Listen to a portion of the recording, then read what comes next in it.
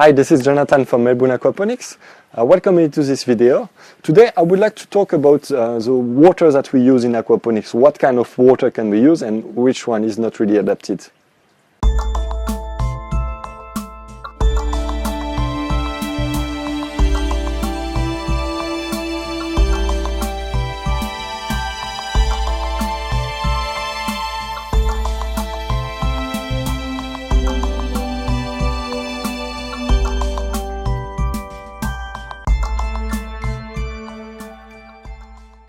I receive a lot of questions about what kind of water can I use in my setup. We need to have some water where living creatures are gonna grow and are gonna develop, and they're gonna stay in this closed ecosystem. So the water is not really much renewed in aquaponics. We got some evaporation, and we need to add some water into our setup sometimes to time.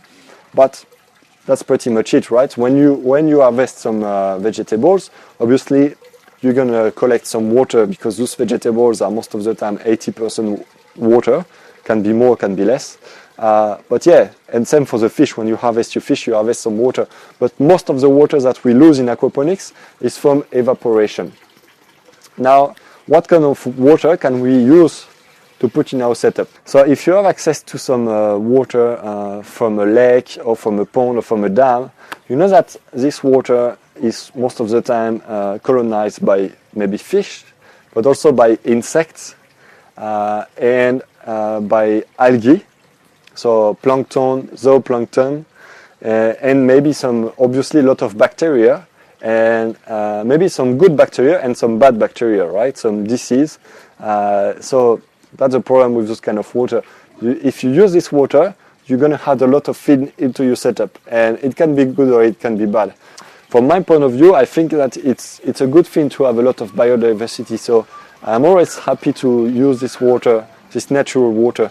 But you know that you take a risk, because if there is a disease into the water, you're going to introduce the disease into your system. So that's really up to you then. I can't really take the risk for you. Me, I like to take some risk because I always learn from it, you know. Even if I introduce a disease into a setup, I have the idea that if you manage the setup well, you are not going to leave some space for the disease, but depending on what it is, if it's a really bad bacteria, or if it's a virus, obviously, the virus is into the setup, it's going to contaminate your fish, or it can contaminate the vegetables, or you can have some wrong bacteria that are coming into your setup.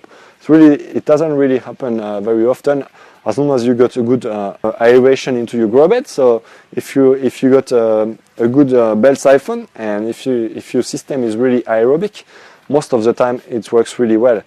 So you just add a bit more biodiversity into your setup.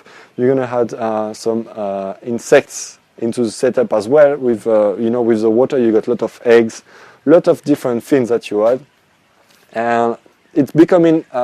It can be challenging, but that's really the kind of thing that I like. So personally, when I go into the nature, when I see a lake with a lot of daphne that are growing into the water, they are zooplankton, they eat the microalgae.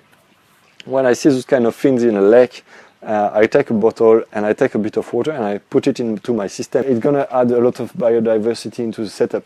It's probably not the best thing to do for everyone. If you are really after your fish or really after your vegetables and you don't want to take a risk, don't do that. But if you like the challenge, if you got different setup like me and you like to try new things, well, why not? You take the risk. The other water that you can use is rainwater. So rainwater is a really good water for aquaponics. Most of the time is a bit acidic, but you can increase the pH with the technique of using some eggshell or seashells. The only thing with rainwater is to make sure that it's not collected into an iron tank, or you don't have the gutters of your house that are in metals, because you know that metals can be toxic for the fish and also for the bacteria and for the plants. So if you have metals such as copper as gutters, forget it. But if you got plastic gutters, that's perfect. The last kind of water that you can use is the tap water. So the tap water contains some chlorine, and the chlorine is toxic for the bacteria that you got into your setup, and is also not really good for the fish. So the advice that I would give you is, if you use tap water, like I do here in Melbourne, you can add only 10% of the total volume of water of your setup per day. So basically, what happened here is that when I got some evaporation, I don't wait a full month to top up my water level. I top up the water level every week. In this case, I only add maybe 10% of the total volume, maybe less. And therefore, even if I got a bit of chlorine into my tap water, it's going to be diluted into the whole volume of the fish tank. And therefore, when it goes into the bacteria, it's not going to be harmful, because it's going to be very, very diluted. And also, really the best thing to do, if you can, is to stock this water, the tap water, into a tank for a night, because the chlorine is very volatile.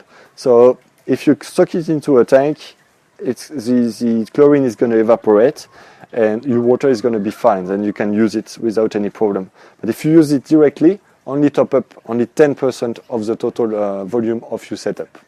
Now, if you want to use the tap water, also another trick to have it ready very quickly is to aerate the water. So if you just put a little air pump with the air stone inside this container of tap water, it's going to aerate the water, and in 2 hours later, you can use this tap water into your setup straight away. So that's the best thing you can do if you want to use tap water. I think this video responds to most of the interrogation you could have about the kind of water you can use in aquaponics. So basically, you can use any kind of water in aquaponics, as long as it doesn't contain metals, or it's not full of chlorine.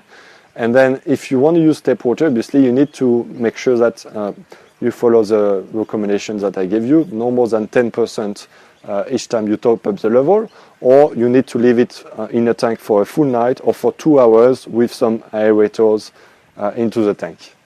Thank you again for watching my videos. Thank you for your like, for your shares, for your nice comments. If you haven't designed already your own aquaponics setup and you are in the process of thinking about it, I would like to offer you my support, and I would like to give you my best advice to design your own aquaponics setup. So I designed a 6-step process where I really give you the best, what I think are the key points when you create an aquaponics setup. And you can have access to this information by clicking the link into this video, or by clicking the link into the description of the video.